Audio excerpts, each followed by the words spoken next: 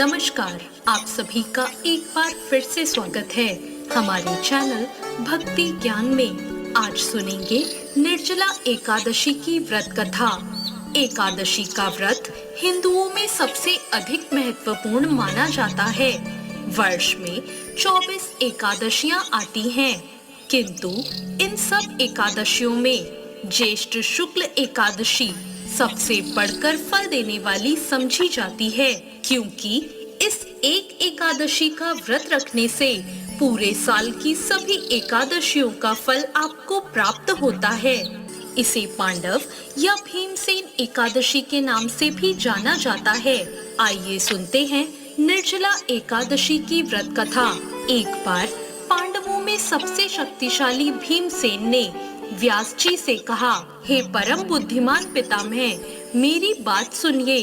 राजा युधिष्ठिर, माता कुंती, द्रौपदी, अर्जुन, नकुल और सहदेव ये सभी एकादशी को कभी भोजन नहीं करते और मुझसे भी हमेशा यही कहते हैं कि भीमसेन एकादशी को तुम भी कुछ नहीं खाया करो। परंतु मैं उन लोगों से यही कहता हूँ कि मुझसे भूख बर्दाश्त नहीं होती। मैं भगवान की शक्ति पूजा आदि तो कर सकता हूँ, दान भी दे सकता हूँ, परंतु भोजन के बिना मैं नहीं रह सकता। इस पर व्यास जी ने कहा, हे भीमसेन, यदि तुम नरक को बुरा और स्वर्ग को अच्छा समझते हो तो हर महीने की दोनों एकादशियों को अन्न मत खाया करो। भीम ने कहा, हे पितामह, मैं तो पहले ही कह चुका हूँ, मैं भूख सहन नहीं कर सकता। यदि वर्ष भर में कोई एक व्रत हो तो मैं उसे रख सकता हूँ, क्योंकि मेरे पेट में व्रत नाम वाली अग्नि है, उसे मैं भोजन करके ही शांत कर सकता हूँ। भोजन करने से वह शांत रहती है, इसलिए पूरा उपवास तो क्या, एक समय भी बिना भोजन के रहना मेरे लिए बहुत कठिन है। इसलिए आप मुझे कोई ऐसा व्रत बताइए जो वर्ष में केवल एक ही बार करना पड़े और मुझे स्वर्ग की प्राप्ति हो जाए। यह सुनकर श्री व्यास जी ने कहा, हे पुत्र, बड़े बड़े ऋषियों ने बहुत से शास्त्र आदि बनाए हैं, जिनसे बिना धन के थोड़े परिश्रम से ही स्वर्ग की प्राप्ति हो सकती है। इसी प्रकार शास्त्रों में बताया गया है कि दोनों पक्षों की एकादशी का व्रत करने से मुक्ति मिल जाती है। श्री व्यास जी के वचन सुनकर भीमसेन नरक में जाने के नाम से भयभीत हो गए और कहने लगे, अब क्या करूं? माह में 2 व्रत तो मैं नहीं कर सकता, लेकिन पूरे वर्ष में एक व्रत करने का प्रयत्न मैं अवश्य कर सकता हूँ। इसलिए पूरे वर्ष में कोई एक दिन व्रत करने से मेरी मुक्ति हो जाए, ऐसा कोई व्रत बताइए। यह सुनकर श्री व्यास जी कहने लगे कि वृषभ और मिथुन की संक्रांति के बीच ज्येष्ठ मास के शुक्ल पक्ष की जो एकादशी आती है, उसका नाम निर्जला है। तुम उस एकादशी का व्रत करो। इस एकादशी के व्रत में स्नान और आचमन के सिवा जल वर्जित है। आचमन में 6 मासे से अधिक जल नहीं होना चाहिए, अन्यथा वे मद्यपान जैसा हो जाता है। इस दिन भोजन भी नहीं करना चाहिए, क्योंकि भोजन करने से व्रत नष्ट हो जाता है। यदि निर्जला एकादशी के सूर्योदय से लेकर द्वादशी के सूर्योदय तक अगर कोई जल ग्रहण ना करे तो उसे सारी एकादशियों के व्रत का फल प्राप्त हो जाता है।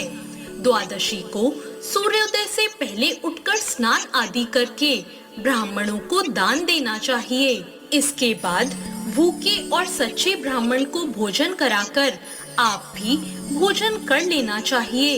इसका फल पूरे वर्ष की संपूर्ण एकादशियों के बराबर होता है। व्यास जी कहने लगे, हे भीमसेन, मुझको स्वयं ये बात भगवान ने बताई है। इस एकादशी का पुण्य समस्त तीर्थों और दानों से अधिक है। केवल एक दिन मनुष्य निर्जल रहने से उसे समस्त पापों से मुक्ति मिल जाती है। जो मनुष्य निर्जला एकादशी का व्रत करते हैं उनकी मृत्यु के समय यमदूत आकर नहीं घेरते, उन्हें तो भगवान के पार्षद पुष्पक विमान में बिठाकर स्वर्ग ले जाते हैं। अतः संसार में सबसे श्रेष्ठ निर्जला एकादशी का व्रत है, इसलिए पूरे यत्न के साथ इस व्रत को करना चाहिए। उस दिन ओम नमो भगवते वासुदेवाय मंत्र का उच्चारण करना चाहिए और हो सके तो गोदान भी अवश्य करना चाहिए। इस प्रकार श्री व्यास जी की आज्ञा अनुसार भीमसेन ने इस व्रत को किया। इसलिए इस एकादशी को भीमसेनी या पांडव एकादशी भी कहा जाता है। निर्जला व्रत करने से पूर्व भगवान से प्रार्थना करें कि हे भगवान, आज मैं निर्जला व्रत करता हूँ, दूसरे दिन भोजन करूँगा। मैं इस व्रत को श्रद्धा पूर्वक करूँगा, अतः आपकी कृपा से मेरे सभी पाप नष्ट हो जाएं। इस दिन जल से भरा हुआ एक घड़ा वस्त्र से ढककर दान करना चाहिए। जो लोग इस दिन यज्ञ आदि करते हैं, उनका फल तो वर्णन ही नहीं किया जा सकता। इस एकादशी के व्रत से मनुष्य विष्णु लोक को प्राप्त होता है। जो मनुष्य इस दिन अन्न खाते हैं, वो चंडाल के समान हैं। वे अंत में नरक में जाते हैं। जिसने निर्जला एकादशी का व्रत किया है, चाहे वो ब्रह्म हत्यारा हो, मदिरा पान करता हो, चोरी करता हो या गुरु के साथ द्वेष करता हो, इस व्रत के प्रभाव से वो स्वर्ग जाता है। श्री व्यास जी ने कहा, जो पुरुष या स्त्री इस व्रत को श्रद्धा पूर्वक करते हैं, उन्हें सबसे पहले भगवान का पूजन करना चाहिए, फिर गोदान करना चाहिए और उसके बाद ब्राह्मणों को मिष्ठान व दक्षिणा देनी चाहिए। इसके बाद जल से भरे कलश का दान अवश्य करना चाहिए। निर्जला के दिन अन्न, वस्त्र और जूते आदि का दान भी करना चाहिए। जो मनुष्य भक्ति पूर्वक इस कथा को पढ़ते या सुनते हैं, उन्हें निश्चय ही स्वर्ग की प्राप्ति होती है। तो ये थी निर्जला एकादशी की व्रत कथा। आपको ये कथा कैसी लगी, कमेंट बॉक्स में जरूर बताएं और हमारे चैनल भक्ति ज्ञान को सब्सक्राइब करना ना भूलें। धन्यवाद।